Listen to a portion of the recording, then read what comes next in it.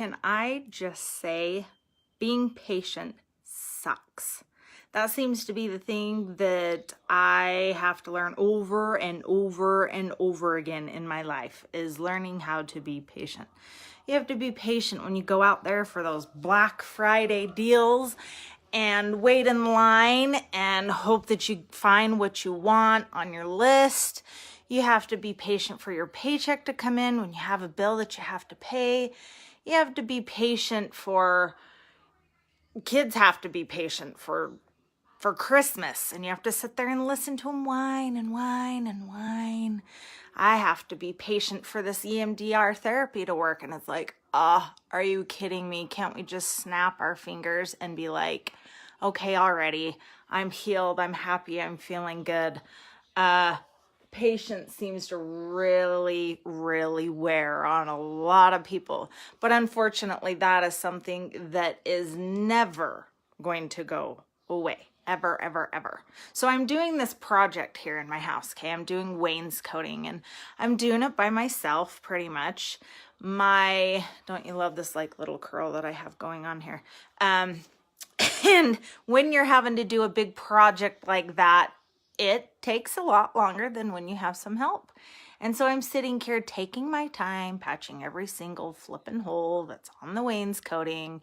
Then I know I have the siliconing, and then I have to sand, and yada, yada, yada, yada, yada. When yet I just want the after effect. I know that it's going to look absolutely amazing at the very, very end. But it's just that patience of having to sit there and wait, or trust in someone that when they give me an idea that it's actually going to be a good thing.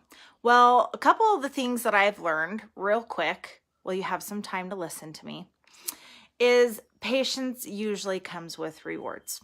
You have patience long enough, usually comes rewards with it. For those kids waiting for Christmas, they end up waiting for Santa Claus to come, and they usually get what they ask for. But that involves patience. When you're waiting for being able to close on a home and you're so excited and it's your very first home that you're waiting for, eventually you're going to get that home, and you're going to be in that home, and you're going to be unpacking those boxes, and you're going to be a little kid like at Christmas, because that excitement. So usually there's a reward at the end of patience. When after you go through something tragic and something horrible, not all of us can sit there and be able to think, there's going to be a reward at the end. But if any of you believe in God, God usually doesn't let us be miserable forever, right? So there's always a reward for waiting in things. So for me with my EMDR therapy, I know, well, I didn't know at first when I first started it, but talking to some friends and trusting my friends that, hey, this is going to be something you really like. And then I have a counselor that says, this is going to be something that really helps you. But they never told me it was going to take patience. I guess they just automatically assumed that that's what you'd have to have in order to be able to, wait for it. And so patient means waiting and waiting and waiting and waiting. But waiting comes with rewards. So although I'm not at the end of this therapy and everything, I know from trusting in what others say that I know and love that it's going to be something that's going to reward me. So what I'm saying is patience, again, comes with rewards. You just have to be willing to wait long enough, trust long enough, to be able to realize that whatever it is that you're waiting for, whether it's a better life or a pretty wainscoting on the wall that's finishly painted. I mean, once it comes, it's gone. And then you have the next thing that you have to learn to be patient with. So that patience learning lessons are never going to go away. But here's the thing, you guys. So I can sit here and I can get this done and it can look pretty, but I know I'm going to start another project. I know that I'm still going to have some work to do with my counseling thing. I know that when my husband and I are able to check off one of the hard things that we're working on between our marriage to make it stronger and better, I know there's going to be other things that come up that I'm going to have to learn to be patient in. Now, patience makes us a better person. It makes us more humble. It helps to take away that pride. But guess what? It comes with hard work. Now, sitting there hoping, not this type of patience, sitting there and hoping that something's going to weigh and get better just from you sitting there and complaining and whining about something is not going to make something better.